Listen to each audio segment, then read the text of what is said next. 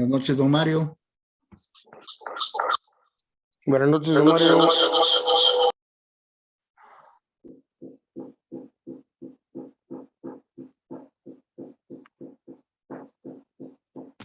Buenas noches, don Mario.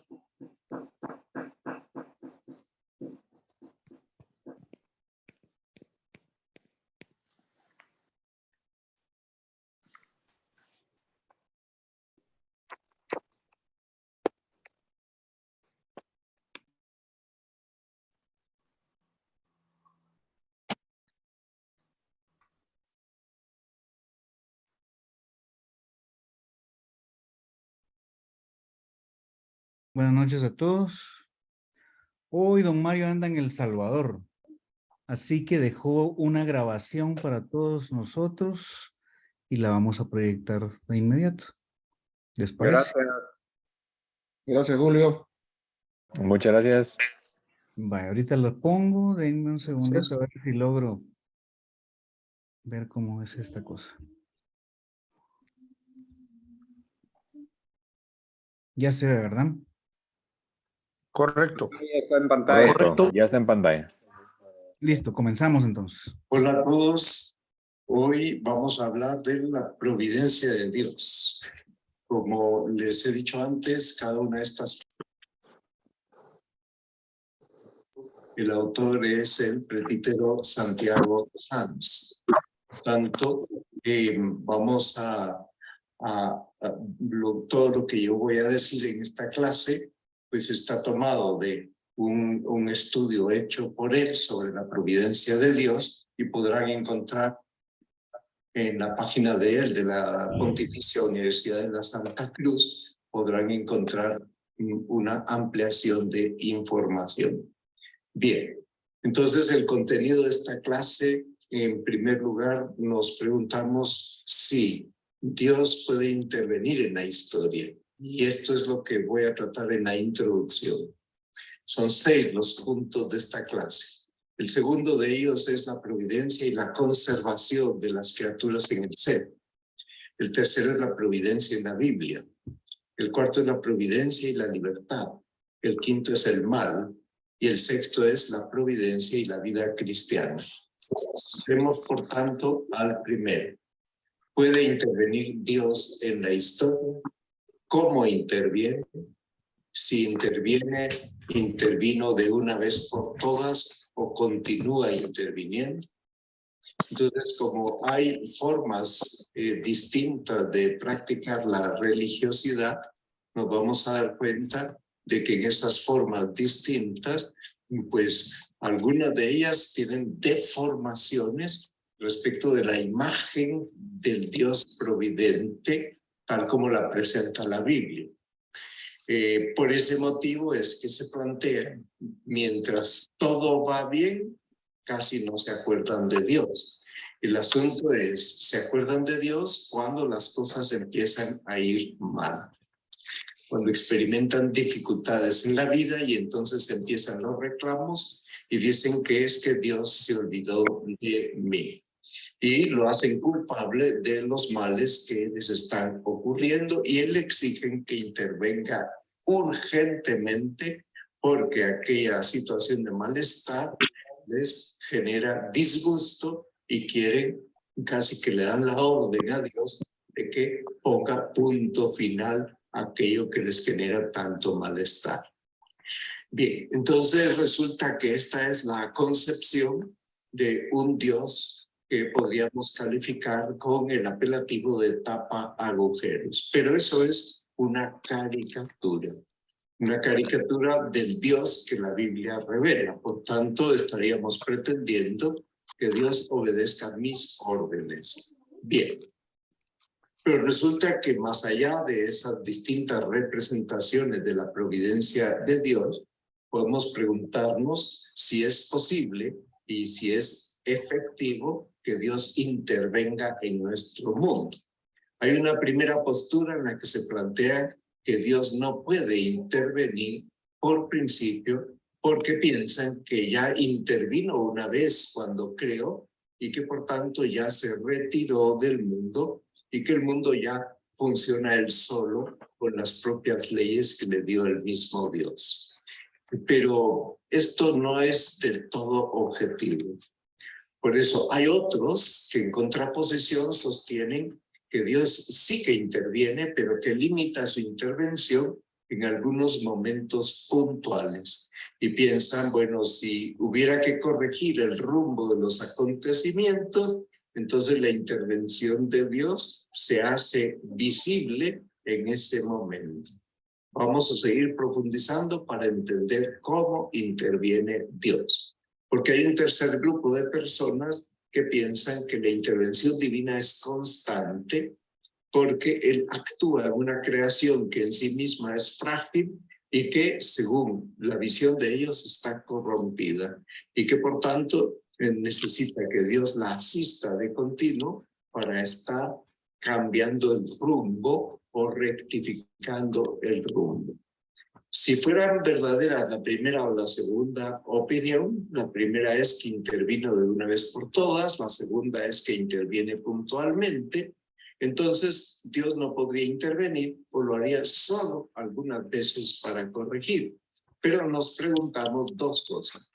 ¿Dónde quedaría entonces la omnipotencia de un Dios creador que es incapaz de dirigir su obra? Porque ese es el planteamiento de esas dos primeras posturas. Y si Dios fuera incapaz de dirigir su obra, ¿dónde quedaría la autonomía y la libertad de las criaturas en su obra? Entonces, veamos cuál es la realidad. Por eso entramos en el punto segundo de esta clase. Una vez hecha la introducción, hablaremos ahora de la relación entre la providencia y la conservación de las criaturas en el ser. Como punto de partida decimos que la creación está terminada desde el principio. No, pues no está terminada desde el principio, porque Dios nos dio a nosotros, los seres humanos, la capacidad de desarrollar la obra de la creación. Por tanto, es más correcto afirmar que Dios hizo la creación en estado de camino, es decir, le imprime una dirección hacia una meta última que todavía está por alcanzar y Dios prevé la intervención de causas segundas. Entre las causas segundas estamos los hombres y los ángeles. Por tanto, la intervención de Dios no se reduce a los comienzos y una vez que Dios ya creó, Dios no abandona a su criatura a sí misma. Entonces, Dios no solo da el ser y el existir, sino que además Dios mantiene a cada criatura en cada instante en el ser.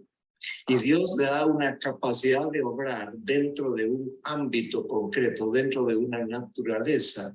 Y si la criatura puede llegar a su término, es porque Dios se lo permite. Esta actuación de Dios está comparada en la Biblia con su intervención en la historia de la salvación. Por tanto, la actuación de Dios en la historia y la actuación de Dios en la acción creadora son semejantes. Dios en la historia de la salvación actúa, interviene enviando personajes, permitiendo sucesos y todo eso va poco a poco dando lugar a una intervención de Dios sin la cual no nos explicaríamos la presencia de aquellos personajes o de aquellos sucesos. Bueno, y eso es lo que les da sentido. Bien, la acción de Dios que mantiene en la existencia a sus criaturas nos lleva a preguntarnos dos cosas. ¿Cómo subsistiría algo si tú, Señor, no lo quisieras? Pregunta hecha en el libro de la sabiduría, capítulo 11. Segunda pregunta en la misma fuente. ¿Cómo se conservaría algo si tú no lo hubieras llamado? Y San Pablo va más lejos y San Pablo atribuye esta acción conservadora al mismo Cristo. Y por eso es que en Colosenses 1:17 dice que Cristo es anterior a todo y que todo se mantiene en Él. No olvidemos que Cristo es presentado como la sabiduría de Dios, por quien todo fue hecho. Por tanto, el Dios cristiano no es un Dios relojero. Hizo el reloj, lo puso a la venta y ya se desentendió del reloj. No es un Dios arquitecto que diseña la creación y una vez que la diseñó ya se desentiende de ellas. Quienes piensan eso son los masones y todos aquellos que tengan una inclinación filosófica deísta. Dios no se inmiscuye en los asuntos de este mundo. Por eso los masones dicen, Dios sí hizo la creación, pero la abandonó, se desentendió de ella, y por eso nosotros tenemos que ayudarnos unos a otros, a posicionarnos. Pero él ya se desentendió, él no es padre ni es providente. Por tanto, el deísmo es una distorsión del auténtico Dios creador, porque el deísmo hace una separación drástica de la creación y de la conservación y del gobierno del mundo. Por tanto, como si el gobierno divino del mundo no existiera y el mundo se gobernara por sí mismo. Bueno, pero la realidad es que Dios crea y conserva a las criaturas en el ser y al mismo tiempo gobierna, es decir, dirige hacia el alcance de la perfección.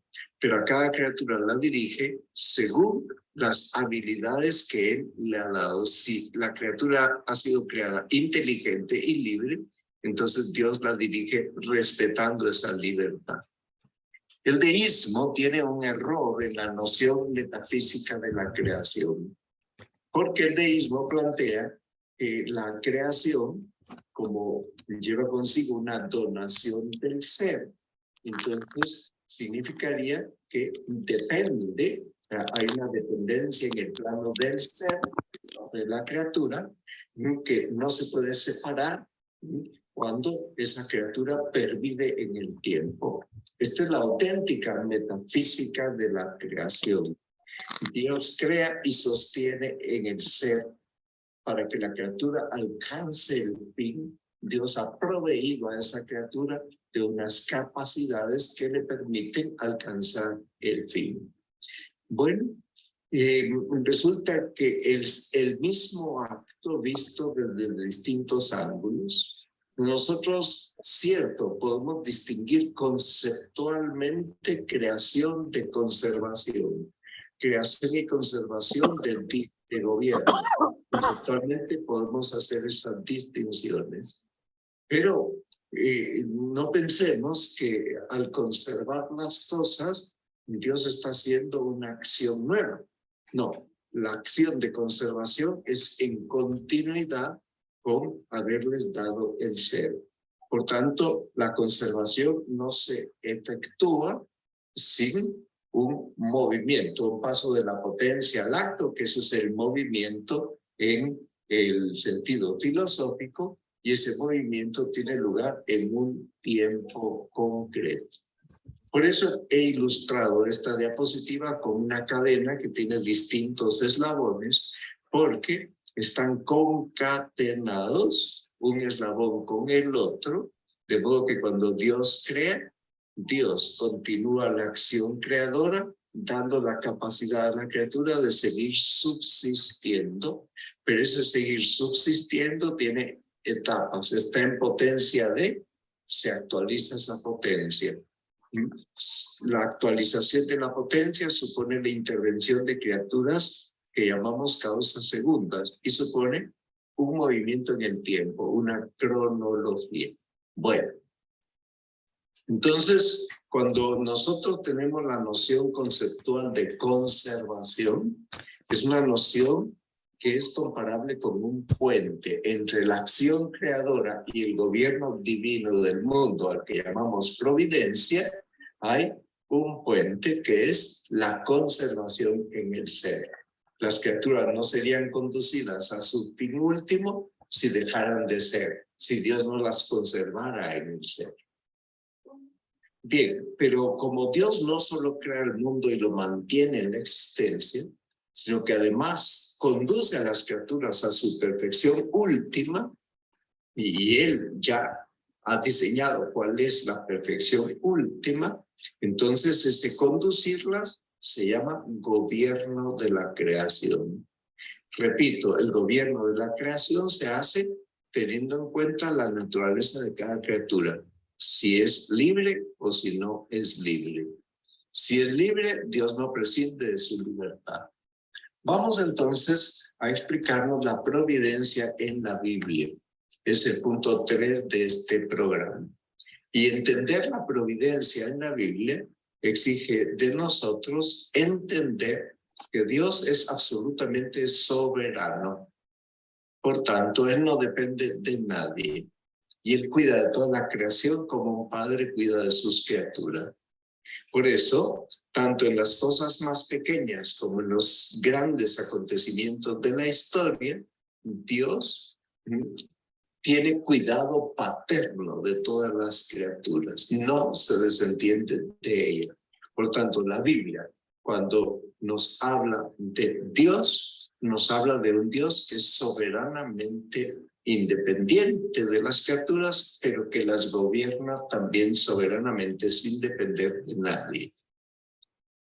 Bueno, entonces la autoridad de Dios es la que gobierna y es como se expresa verbalmente como la solicitud de un padre que custodia sus criaturas. Entonces, en los resúmenes de fe más antiguos, se alude a este aspecto del gobierno utilizando un término griego que es pantocrato. Y cuando en pintura uno habla de un Cristo pantocrato, que es un Cristo, que es un Señor que tiene en sus manos la esfera del mundo. Entonces, pantocrato y buen pastor son dos figuras convergentes. Por eso cuando el Salmo 23, versículo 1, dice, el Señor es mi pastor, nada me falta, está diciendo, el Señor es mi padre, mi pastor, y nada me falta porque Él me conduce a la perfección. Él no me abandona. Bien, este es un Cristo pantocrato. Tiene en sus manos la escritura. Está bendiciendo con la otra mano. Bien, el cuidado y la autoridad con que de Dios son presididas por su sabiduría, es decir, por el verbo. Y resulta que este cuidado y esta autoridad sapientísimo de Dios se despliega con enorme fortaleza en todos los confines y todo lo gobierna con suavidad, es decir, suavemente, dice el libro de la sabiduría.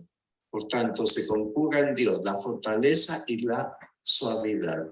Suaviter et fortiter significa que Dios sí que sabe lo que está haciendo en cualquier parte de la tierra, pero no impone, sino que gobierna de un modo paternal. Bien, es capítulo 8 del libro de la sabiduría.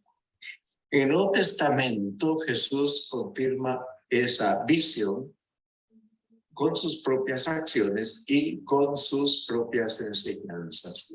Si vamos nosotros al Evangelio de San Juan, capítulo 10, capítulo 11, vamos al versículo, capítulo 10, versículo 11, versículos 14, 15. Bien, y vamos a San Mateo, capítulo 14, versículos 13 y 14, nos vamos a topar con la figura de Cristo buen pastor. Cristo buen pastor que se ocupa no solo de las necesidades espirituales, sino también de las materiales de sus criaturas. Y nos pone ejemplo de que las aves del campo no siembran ni cosechan, pero Dios, nuestro Padre, les da su alimento. Que los lirios del campo que hoy nacen y mañana se mueren, Dios los viste de más hermosura que Salomón en todo su esplendor. Por tanto, ¿qué nos está diciendo? Que si Dios hace eso con una hierba que hoy florece y mañana se echa al fuego, ¿qué no hará con sus criaturas inteligentes? Por tanto, nos invita a la confianza en el abandono. Bueno, entonces los textos Aquí hay otro Cristo Pantocrato. Fíjense cómo están los dedos de su mano derecha. ¿Verdad? Tiene 3 dedos levantados, está hablando de la Trinidad, y tiene 2 dedos juntos indicando un solo Dios en 3 personas distintas. Bueno, entonces estos textos de Mateo 6, Mateo 10, Lucas 12 y Lucas 21 son textos que sirven para entender que estamos invitados a abandonarnos en sus manos, a confiar en su intervención. Por tanto, el Verbo ha creado todo, todo se hizo por él, nada se hizo sin él, todo se hizo para él sostiene y guía todo. Y una vez que se ha hecho encarnado, nos muestra con sus cuidados de hermano mayor, sus cuidados providentes. No deja sola a la oveja perdida, deja las 99 en el rebaño y va a buscar a la oveja que se le había perdido. Bien, la trae sobre sus hombros y feliz la entrega al redil. Bien, ¿dónde se alcanza el nivel más profundo de esta doctrina? Cuando nosotros observamos que el destino al que fuimos llamados es alcanzar el reino de Dios. Y resulta que este designio divino de que alcancemos el reino de Dios es anterior a la creación. Nos ha creado para eso. Por eso es que nos creó como hijos, porque nos creó para que alcancemos el reino de Dios. Bueno, aquí tenemos otro Cristo Pantocrato que está bendiciendo y con su mano derecha está también señalando el misterio de la Trinidad y en su mano izquierda tiene un pergamino. Bien, nos está mostrando que el Padre y el Hijo y el Espíritu Santo tienen un designio de salvación anterior a toda la creación. El texto está en Efesios 1, versículos 4-6. Ahí se dice que fuimos elegidos en Cristo antes de la fundación del mundo. Por tanto, antes de crear, pensó en nosotros, en Cristo. ¿Esto qué significa? Que al crear al hombre, lo creó pensando en que Cristo se iba a encarnar, para que tuviéramos un referente, un punto de referencia, un modelo. Pero ahí mismo, en ese texto, dice que nos creó en Cristo antes de la fundación del mundo para que fuésemos santos e intachables ante Él por el amor, la única manera de entrar en el reino. Y que nos ha destinado por medio de Jesucristo, según su voluntad, a ser sus hijos para alabanza de la gloria de su gracia. Por tanto, destinados a la filiación divina, el modelo es Jesucristo y solo seremos felices definitivamente cuando estemos para siempre con la Santísima Trinidad. Bien, entonces el hombre está predestinado en Cristo a ser hijo, a alcanzar el cielo. Esta afirmación hace referencia a que toda la doctrina de la providencia divina tiene 2 notas características: soterios y escatos. Soteriológica y Dale solo una hamburguesa, pollo más crispy. que Cristo es el Salvador. Eso quiere decir Solo que con poca mayonesa, por favor. Mucho gusto, caballero. Que Cristo Claro, es algo más, ¿verdad? Solamente gracias. Al final de nuestra vida, Cristo mismo pasa por la muerte. Pero Cristo que pasa por la muerte nos habla del cielo, nos habla del infierno, nos habla del juicio final y del juicio particular. Y nos habla de un estado de purificación posterior que no menciona explícitamente, sino que menciona de una manera figurada cuando vas con tu contrincante por el camino, ponte de acuerdo con él antes de que él te entregue al juez, el juez te entrega al alguacil, Jefe. el alguacil te mete en la cárcel, te aseguro que no saldrás de ahí hasta que hayas pagado el último céntimo. Con eso se nos está aludiendo a una purificación posterior, cárcel de la cual sí saldremos. Bien, por tanto, nosotros no estamos obligados a tener un destino inexorable, sino que nos encaminamos hacia el encuentro con nuestro Creador y con nuestro Padre. Esto significa, por tanto, que una vez alcanzada la revelación, yo soy el alfa y el omega, el principio y el fin, así leemos en el Apocalipsis, una vez alcanzada por la encarnación, alcanzado el entendimiento de que nuestro fin es ver y gozar de Dios uno y trino, estamos ya a un nivel distinto de la concepción del destino del que tenían antes los antiguos. Nosotros ahora concebimos el destino como un destino que puede ser feliz o infeliz según nosotros decidamos en el uso de nuestra libertad. Bueno, hablemos de la providencia divina y de la libertad. ¿Qué significa esto? Si somos realmente libres, ¿cómo es que Dios interviene?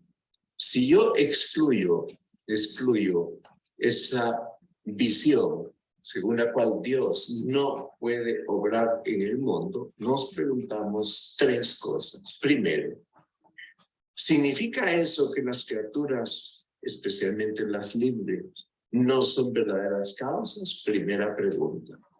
Segunda pregunta, si todo lo que sucede es gobernado por un Dios amoroso, ¿por qué existe el mal? Y tercera, ¿Dios actúa siempre, solo algunas veces, o quizá hemos de resignarnos a que no actúe nunca? Tres preguntas que vamos a responder. ¿Y cómo se responde esto? Bueno, Dios conserva a las criaturas en su ser y en su obra. Por tanto, las cosas no solo permanecen, sino que obran en el tiempo y producen efectos.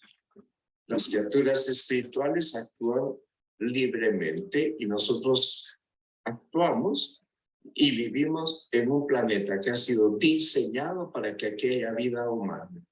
Todo en este planeta, su inclinación, su rotación sobre su propio eje, la rotación alrededor del Sol, todo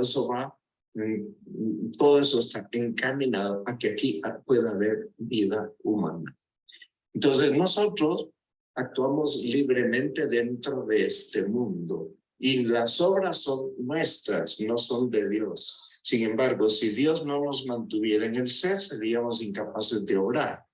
Si Dios no nos hubiera dado la capacidad de obrar y de libremente decidir hacia dónde queremos obrar, pues tampoco podríamos obrar. Por tanto, Dios sustenta a sus criaturas para que actúen con libertad, pero solo las criaturas libres, seres humanos y ángeles. Con Santo Tomás distinguimos, una cosa es la causalidad creadora de Dios y otra cosa es la causalidad de las criaturas. Por tanto, la causa primera es distinta de las causas segundas. La causa primera es incausada. Las causas segundas dependemos de el que nos causó, es decir, dependemos del Creador. Y Dios nos ha hecho libres a las causas segundas para que podamos decidir si intervenimos o no. Entonces, cada una, ya sea causa primera o causas segundas, cada una es causa al 100%, pero dentro de su orden específico. Por eso no podemos poner como antagonista el reconocimiento de que sin Dios no podemos hacer nada, tal como dice Juan 15:5, y al mismo tiempo reconocemos que nuestras acciones son nuestras y que no son de Dios, por tanto sí que somos libres. Bueno, si Dios gobierna todo, Eso no significa que Dios no respete la autonomía de lo que Él ha creado autónomo. Por tanto, Él sí que respeta esa autonomía. Eso significa entonces que no podemos tener la imagen de un Dios demasiado entrometido.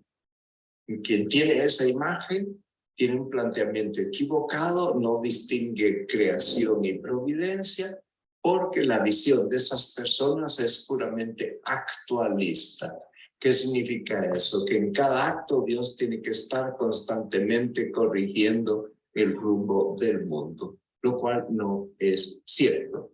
De hecho, vemos cosas que ocurren en el mundo y que nos planteamos, ¿y por qué Dios no ha intervenido más en estas cosas?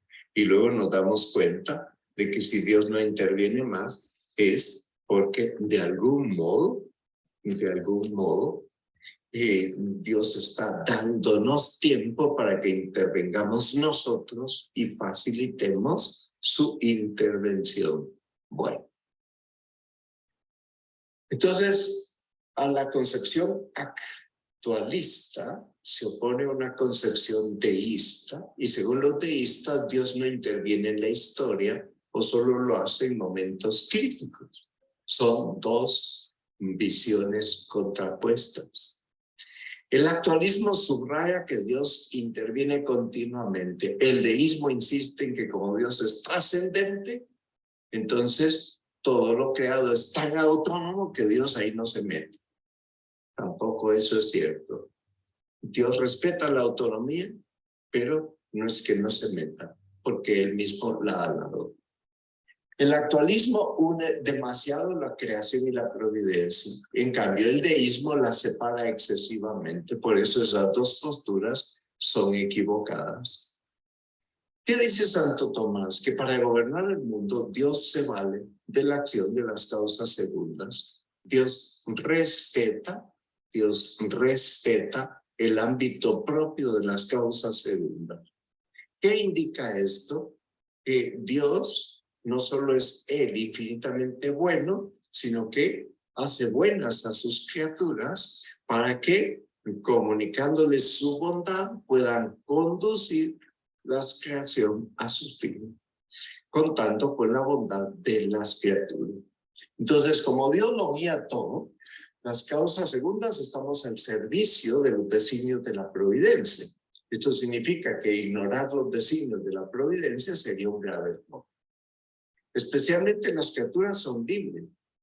Las criaturas libres, los que estamos en la tierra somos libres. Estamos llamados a cooperar con Dios en el cumplimiento de su plan. Y Dios sí que nos pedirá cuenta de si cumplimos o no cumplimos con su plan. Es decir, si hicimos lo que estaba de nuestra parte. Y Dios hizo depender de lo que estaba de nuestra parte la realización de otras intervenciones suyas.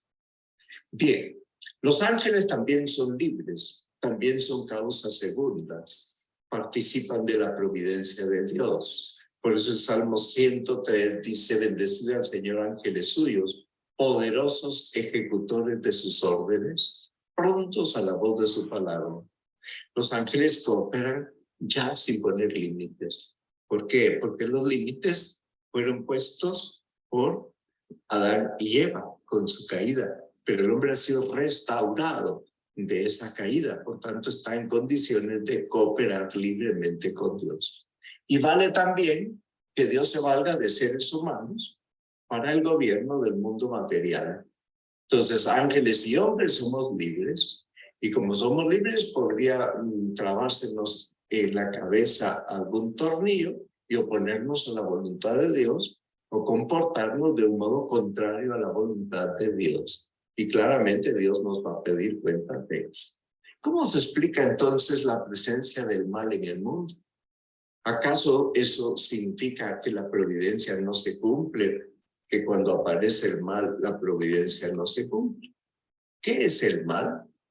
Porque si Dios todo lo que crea lo sostiene y lo dirige con bondad, ¿de dónde proviene el mal? Es una pregunta apremiante y que a mucha gente la deja descolocada. Una pregunta que no puede recibir respuestas simples. Y la respuesta está en todo el conjunto de la fe cristiana. Por tanto, no hay ni un solo rasgo del mensaje cristiano que no sea parte de la respuesta a la cuestión del mal. Entonces, ¿cómo se afronta la cuestión del mal si el mundo ha sido creado bueno por Dios? Dice Santo Tomás de Aquino que la providencia no excluye el mal en las cosas. ¿Qué quiere decir con esto? Que Dios no lo causa, pero tampoco Dios suprime la acción de las causas segundas que pueden fallar, que pueden ser defectuosas. Y por tanto, pues el defecto es un efecto de las causas segundas, es debido a las causas segundas, no es imputable a la causa primera, porque Dios es infinitamente bueno. Entonces, sí que hablamos de una permisión divina del mal, que cuando ocurre un mal, Dios lo permite. En otras palabras, esto significa que el mal también está sometido a la providencia de Dios. Y que Dios es omnipotente y es infinitamente bueno. Y por eso, dice Santo Tomás, no permitiría que existiera algún mal en sus criaturas si no fuera de tal modo bueno y poderoso que pudiera sacar bien del mismo mal. Entonces Dios saca bien del mal del pecado de Adán y Eva. Promete un redentor que va a sobrepasar todo lo que podríamos imaginar. Porque Santo Tomás afirma que Dios prefiere sacar el bien del mal antes de permitir la existencia de algún mal, de no permitir la existencia de algún mal. Y que la permisión de los males pertenece a la voluntad de Dios de cara a la obtención de bienes mayores a partir de esos males. Entonces, un mal es el huracán Mitch, el huracán Fiona, son un mal. Hay mucha destrucción por los huracanes, hay muchas inundaciones, pero después vendrá un gran bien.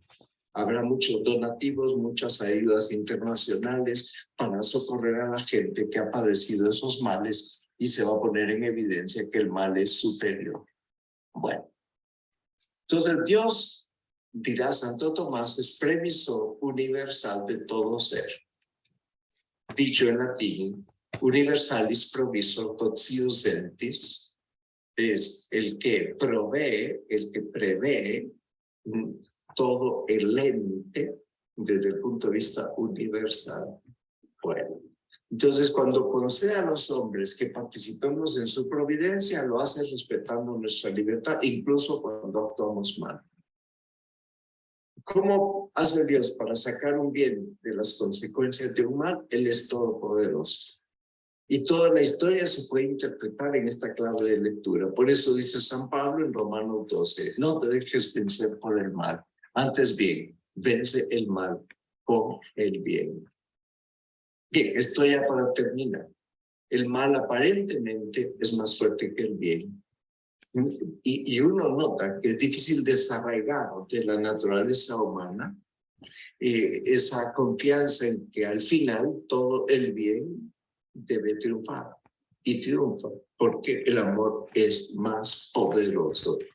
Pero, pues, tenemos que ir con esta convicción por la vida. El bien es siempre más fuerte que el mal, aunque las apariencias pudieran engañarnos.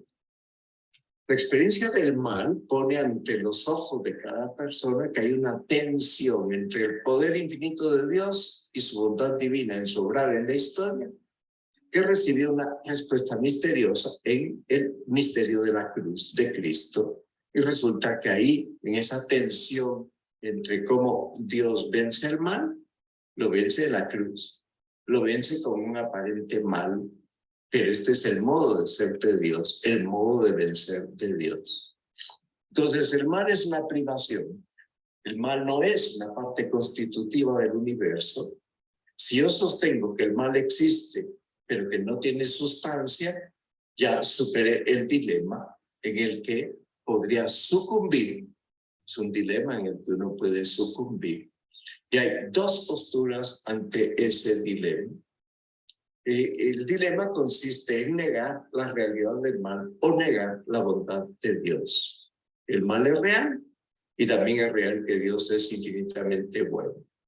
Entonces, ¿cómo resolvemos esa comparecencia del bien y del mal? Si yo niego la realidad del mal, en nombre de la bondad y del poder infinito de Dios, sí, es como lo niego. Pero si yo niego la bondad y el poder infinito de Dios en nombre de la realidad del mal, estamos ahí en el dilema. ¿Cómo se resuelve este dilema? Entonces, cuando nosotros vemos la creación, vemos que pues no hay privación sin un ser que será desprovisto de algo. Por tanto, las privaciones siempre se dan en seres que son y que son buenos. Es decir, siempre el mal está como de parásito, anclado, echando raíces en un bien que no soporta. Que me falta una mano, yo me puedo dar cuenta porque tengo otra. Y porque en mi cuerpo dice, sido diseñado para tener dos. Padezco un mal. Pero el mal lo estoy padeciendo en mi ser, que por ser ya es bueno. Bueno, entonces no existe el mal absoluto. El bien es más fundamental, más poderoso que el mal. El mal absoluto no existe. Entonces, la pregunta que se le hace a Santo Tomás de Aquino, si Dios existe, ¿de dónde viene el mal? Responde, si el mal existe, Dios existe. Porque el mal no existiría si desapareciese el orden del bien, cuya privación llamamos mal. Y el orden no existiría si Dios no existiera, porque el que ha puesto orden es el mismo Dios. Entonces, el mundo es imperfecto, ¿sí? ¿Por qué? Porque dentro del mundo aparecen males. Luego, Dios existe. Y el mal siempre necesita un sujeto en el que encontrarse. Por tanto, pues, solo cuando alguien está privado de la vista decimos que es ciego. No podríamos hablar de ceguera si todos estuviéramos privados de la vista. Bien, entonces el mal prueba la existencia de Dios porque nos hace describir la existencia de un sujeto bueno, contingente, que puede ser o no ser, y eso postula la exigencia del absoluto. Si hay un ser infinitamente bueno, de cuyo ser depende de todo, entonces, pues, y que él no ha recibido la bondad de nadie más, él es un ser absoluto en sí mismo, mientras que nosotros podemos morir y el mundo no se detiene, somos contingentes. Bueno, entonces, ¿cómo reaccionar ante el mal en la vida cristiana y cómo entender la relación del mal y de la providencia divina? Bueno, pues tenemos que ver los textos explícitos y los textos implícitos. En los implícitos uno podría tener la impresión de que Dios solo interviene a veces y como si hubiera lagunas y entonces Dios en esos momentos parece que se esconde. Pero eso es contradictorio. Es que la Biblia tiene contradicciones. La Biblia no tiene contradicciones. Entonces, los que no siempre sabemos considerar lo que sucede como parte de la providencia de Dios somos nosotros. ¿Pero por qué? Porque las cosas nos afectan y porque nos hacen sufrir. Y entonces podemos razonar diciendo, ¿y cómo es posible que Dios quisiera que yo sufriese? Sin embargo, la providencia es constante, continua y es real. Dios puede permitir que haya una dosis de sufrimiento y Dios se manifiesta también ahí, permitiendo el mal, permitiendo el sufrimiento y ayudándonos a que el mal no nos ahogue. Entonces, en el Antiguo Testamento se enseña que hay que buscar las huellas de Dios y encontrar las huellas de Dios. Y esta es la respuesta que da Job a su mujer después de haber perdido hijos, bienes y salud. Dice, si aceptamos de Dios los bienes, no vamos a aceptar los males. Por tanto, Job entiende que Dios puede permitir un mal. Entonces, ¿cuál es la respuesta definitiva ante la presencia del mal y del bien? Cristo en la cruz. Cristo en la cruz. Cristo crucificado nos habla de la sabiduría de Dios que vence al mal con un aparente mal, que es la cruz. Y encontramos que Dios nos salva a través de lo que los hombres interpretan como sufrimiento. Entonces resulta que Dios providente camina junto a nosotros y el mayor de los bienes que nos ha dado es la redención. Por tanto, aunque la pasión y muerte ha sido una gran injusticia, su fruto es la redención, de la cual nosotros disfrutamos. Por eso tenemos que sentirnos libres, gobernados por un Dios que es Padre, que es providente, y no estamos gobernados por un destino ciego. Y los santos nos llevan a descubrir el sentido de todo lo que sucede. Y cómo todo lo que sucede es para el bien de los que aman a Dios. También cuando alguien lo deja a la novia, es para el bien de los que aman a Dios. Entonces, si yo acepto que Dios todos los días me gobierna con su providencia, estoy haciendo un acto de esperanza en Dios. Pero es un acto libre que entra en el plan de Dios. Bueno, entonces recibimos todos los sucesos con gratitud, con abandono sencillo en las manos de Dios y nos quedamos tranquilos. Con esto terminamos nuestra clase de hoy. Muchas gracias y Dios les bendiga. Nos veremos la próxima semana. Muchas gracias, don Mario. Gracias, don Mario. Gracias, don Mario. No, pues hoy don Mario estaba grabado. Gracias, Julio. Así que no sé, Gracias, Julio. sé que los zapatos son Muchas muy grandes, gracias. pero pues, si hay alguna pregunta que quieran hacer, y pues yo se las puedo responder con mucho gusto, si no se las paso a don Mario también, pues. O comentario, como quieran.